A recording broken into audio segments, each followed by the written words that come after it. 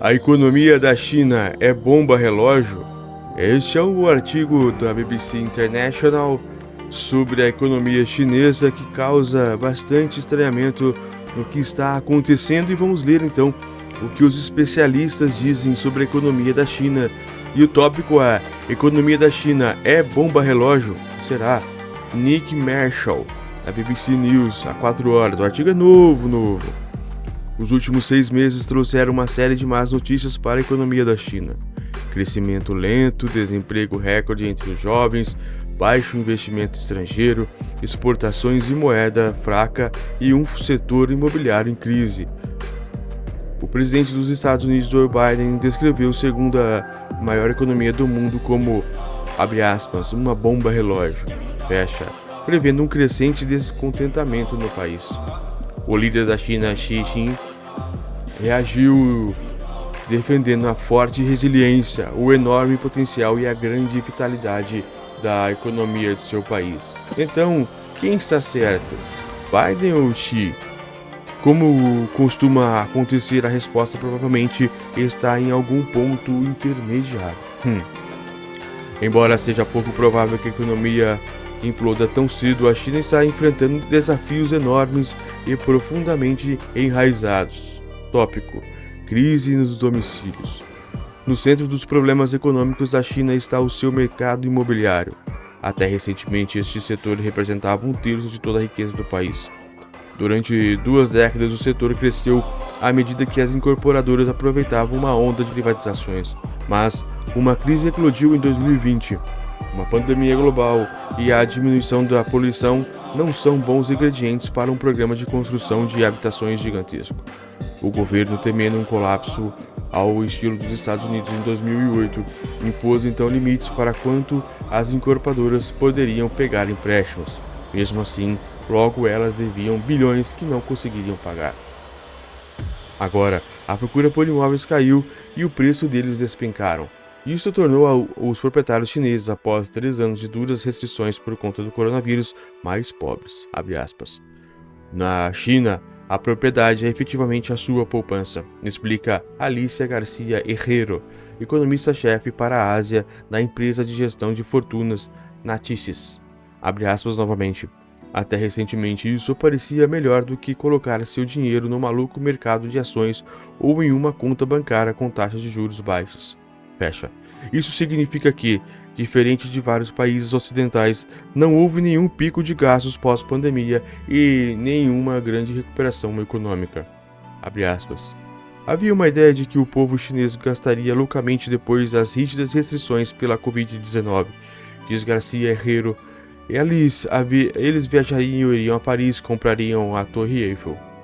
Mas, na verdade, os chineses sabiam que suas economias estavam sendo prejudicadas pela queda nos preços dos imóveis, então decidiram proteger o dinheiro que tinham. Essa situação não fez com que as famílias se sentissem mais pobres, como agravou os problemas de dívidas enfrentados pelos governos locais. Estima-se que mais de 1/3 das suas receitas multibilionárias provém da venda de terrenos em incorporadoras que estão agora em crise. De acordo com alguns economistas, serão necessários anos para que essa crise imobiliária arrefeça. Tópico: falha no modelo econômico. A crise imobiliária também põe em evidência problemas maiores no funcionamento da economia da China. O surpreendente crescimento do país nos últimos 30 anos foi impulsionado pela construção, desde estradas, pontes e linhas ferroviárias até fábricas, aeroportos e casas. É responsabilidade dos governos locais fazer isso. No entanto, alguns economistas argumentam que essa abordagem está começando a perder o prumo. Um dos exemplos mais bizarros da obsessão da China pela construção está na província de Yunnan, perto da fronteira de Myanmar. Este ano, as autoridades locais confirmaram que iriam em frente com os planos de construir uma nova instalação de quarentena contra a Covid-19. Os governos locais altamente endividados estão sob tanta pressão que há relatos de que alguns estariam vendendo terrenos para si próprios para financiar programas de construção. O resultado final é que há um limite para que a China pode construir antes de mesmo isso se torne um desperdício de dinheiro. O país precisa encontrar outra forma de prosperar. Abre aspas. Estamos num ponto de inflexão, diz Antônio Fartas, professor de economia na Escola de Negócios em SP, em Singapura. O modelo antigo não está funcionando, mas para mudar o foco são necessárias reformas estruturais e institucionais sérias. Por exemplo, argumenta ele, se a China quisesse que o setor financeiro estimulasse a sua economia e rivalizasse com os Estados Unidos e Europa, o governo precisaria primeiro afrouxar consideravelmente a regulamentação, cedendo poder a interesses privados. Na economia aconteceu o contrário. O governo chinês reforçou o controle sobre o setor financeiro, repreendeu os banqueiros ocidentalizados pelo seu hedonismo e reprimiu grandes empresas tecnológicas como Alibaba. Isso se refletiu, por exemplo, no desemprego dos jovens. Em toda a China, milhões de graduados com um elevado nível de escolaridade lutam para encontrar empregos dignos nas zonas urbanas. Em julho, os números mostravam um recorde de 21,3% de jovens entre 16 e 25 anos buscando emprego.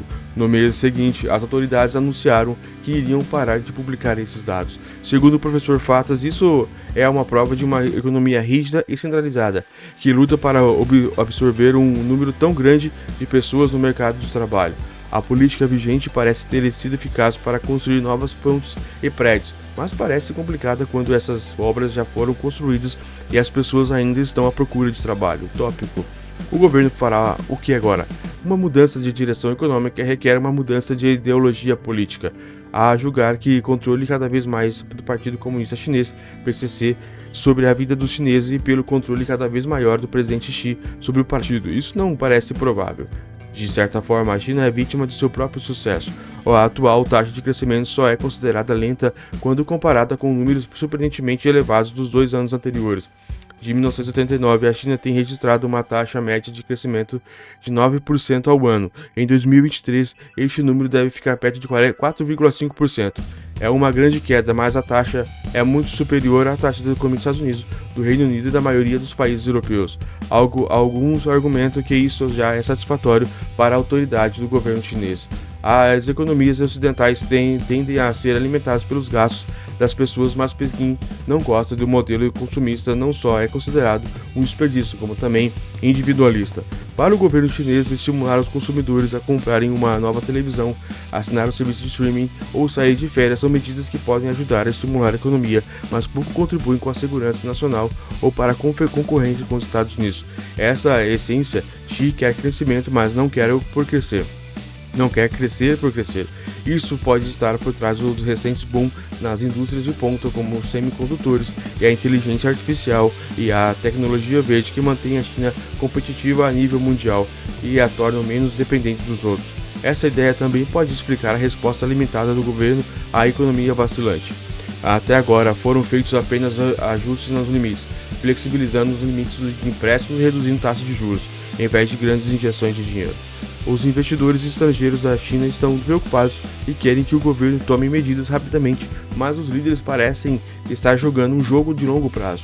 Eles sabem que, no papel, a China ainda tem um enorme potencial para o crescimento. O país pode ser uma potencial econômico, mas o rendimento médio anual ainda é apenas de $12.850, cerca de R$60 mil. Quase 40% da população ainda vive nas zonas rurais.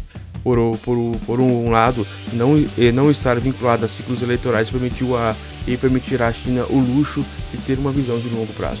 Mas, por outro, muitos economistas argumentam que um sistema político autoritário não é compatível com o tipo de economia flexível e aberta necessária para padrões de vida que correspondam aos países de alta renda.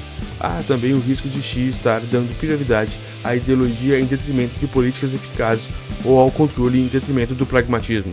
Para a maioria das pessoas, isso é bom quando a economia vai bem, mas à medida que a China está saindo de 3 anos de fortes restrições contra a Covid, como muitos lutando por reencontrar um emprego e casa das famílias, se desvalorizando, a história é diferente. Isso nos leva de volta à descrição da bomba relógio de Biden, que sugere como consequências a agitação civil ou, ainda mais grave, algum tipo de ação de política extrema perigosa. No momento, porém, isso é uma pura especulação. A China emergiu de uma série de crises no passado, mas não há dúvida de que a liderança do país enfrenta agora um conjunto único de desafios. Abre aspas. Eles estão preocupados com a situação atual? Claro, eles veem os números, diz o professor Fatas. Abre aspas novamente e finalmente, eles entendem o que precisa ser feito. Não tenho certeza. Meu palpite é que que estão faltando certas coisas fundamentais para o futuro da China. Esse é um artigo da BBC News World.